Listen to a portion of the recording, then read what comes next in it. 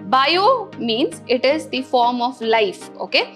It can be plants, it can be animals. There are totally 3 levels of biodiversity. Ecosystem is where the biotic as well as the abiotic components are interacting with one another. The discrete group of organisms of same kind is known as species.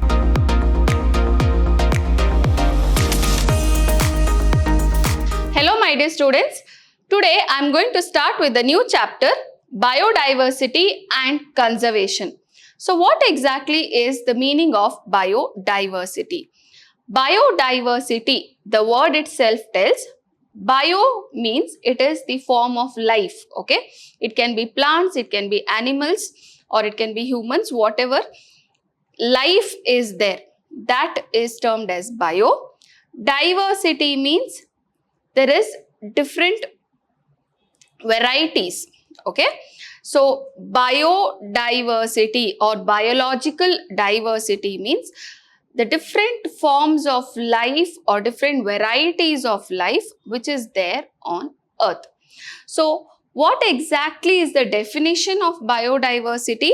The sum of total various types of microbes, plants, animals, that is producers, consumers as well as decomposers in a system is called as biodiversity. So we are going to learn today about the biodiversity in India and how are we going to conserve our biodiversity. Okay. Next we have the levels of biodiversity. There are totally 3 levels of biodiversity to understand the concept of biodiversity. First one is the ecosystem diversity, then we have the species diversity, and then the last one is genetic diversity. We learn each one of them in detail. So first we have the community or the ecosystem diversity. What is an ecosystem? We have already learned ecosystem is where the biotic as well as the abiotic components are interacting with one another, isn't it? So we have the biotic components, that is plants, animals and microorganisms, and the abiotic components which are interacting with each other is called as ecosystem. And in ecosystem we also learnt about the different trophic levels. We learnt about the producers, consumers and then the decomposers as well.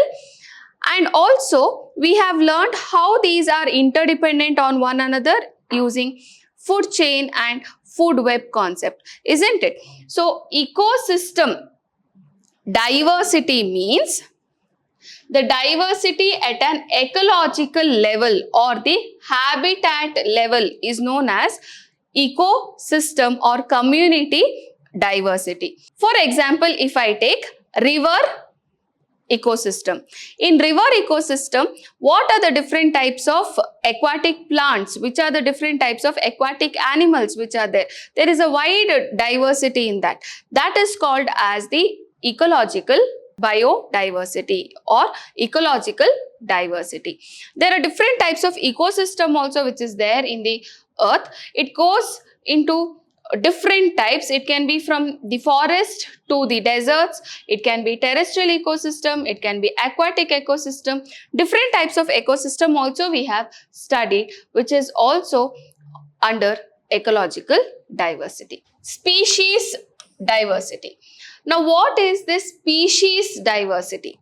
The discrete group of organisms of same kind is known as species.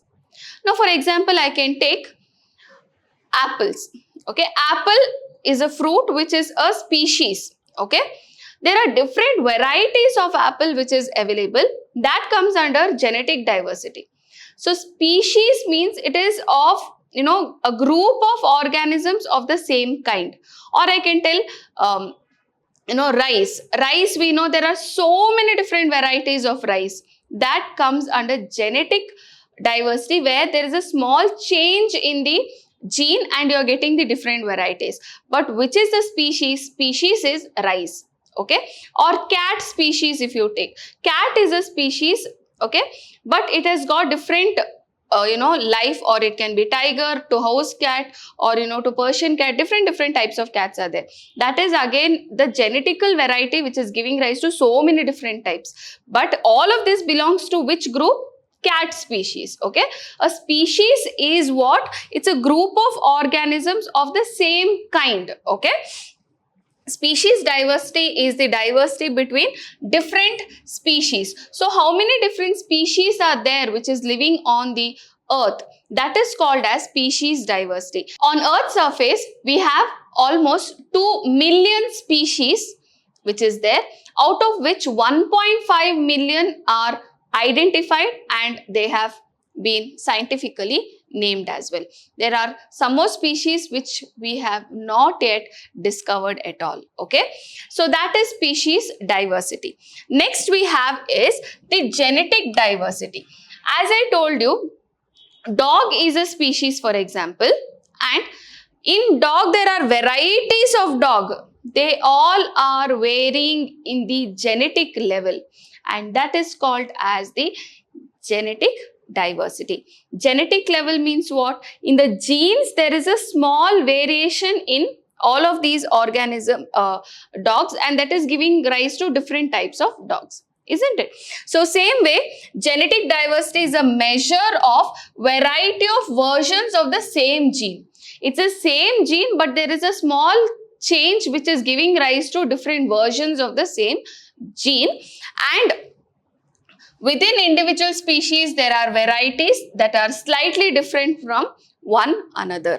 The difference are due to the difference in combination of the genes. For example, here we have taken rice variety. Rice variety belongs to the species Oryza sativa, but there are thousands of rice varieties that show variation at the genetic level to form different size, different color and different nutritive value as well. Okay. Next we have even example of teak wood variety. The teak wood varieties are Indian teak, Burma teak and Malaysian teak. These are some of the teak wood varieties which we can see.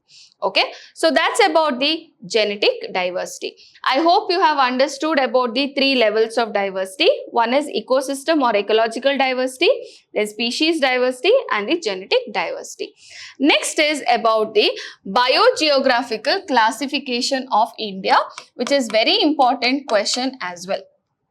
Okay, India has got different climate and topography in different regions, and that is why it is termed as mega diversity country or mega diversity nation. India stands 10th among the plant rich countries in the world. That is the amount of richness which we have when it comes to the different types of plants in India.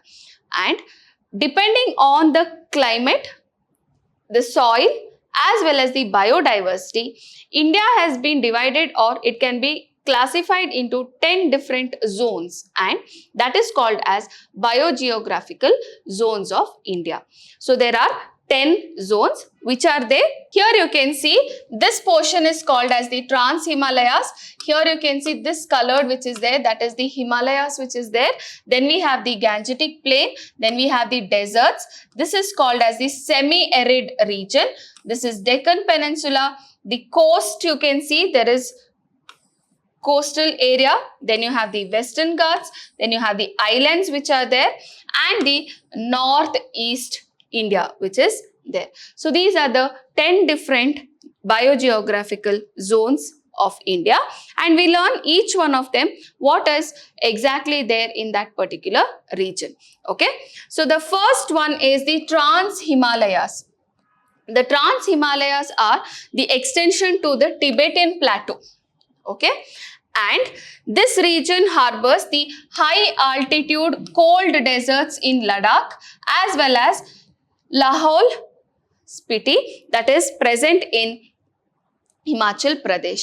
It has got cold deserts, means it's very cold. You can see it is all having the mountains with lot of ice in them. That's why they are also called as cold deserts of Ladakh. Okay, and it accounts for 5.7% of the country's land mass. How much?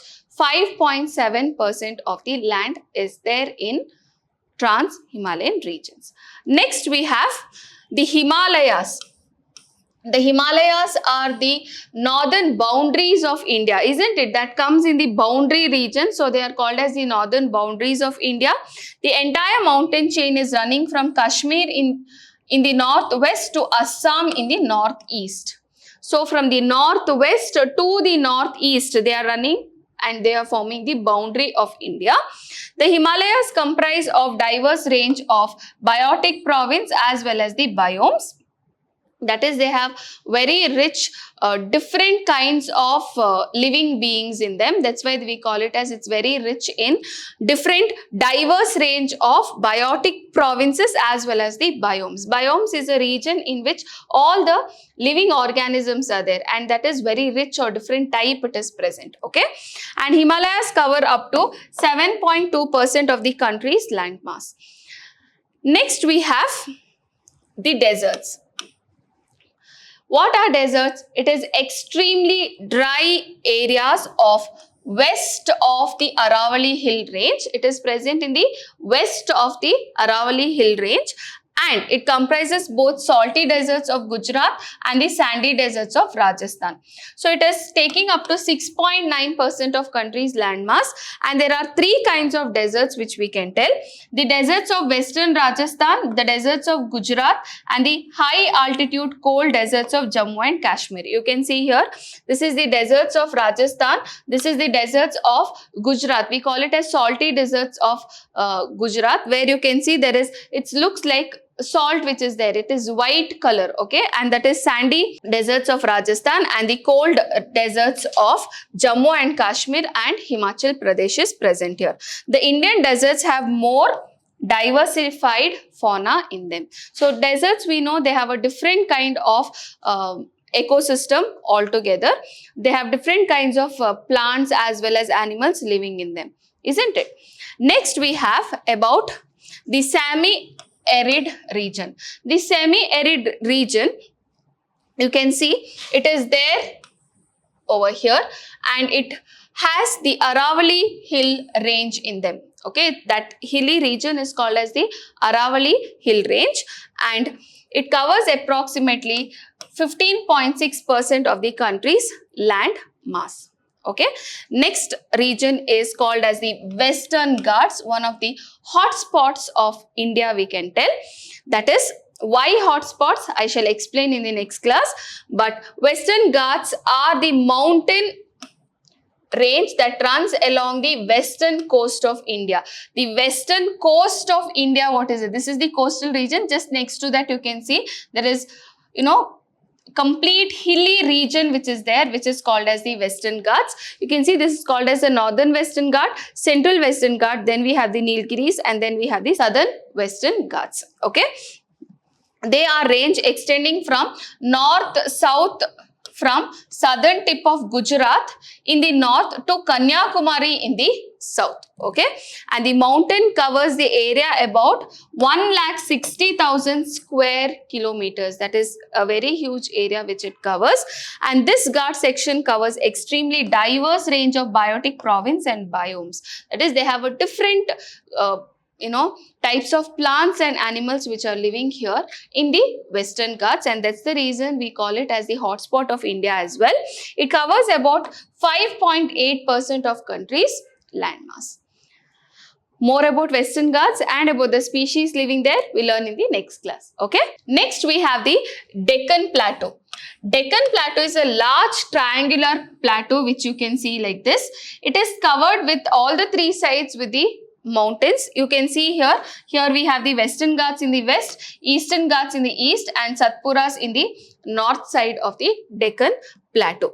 It is one of the largest zones covering the southern and the southern central plateau with mostly deciduous trees. Here they have deciduous trees. Deciduous trees are those trees which shed their leaves during the winter.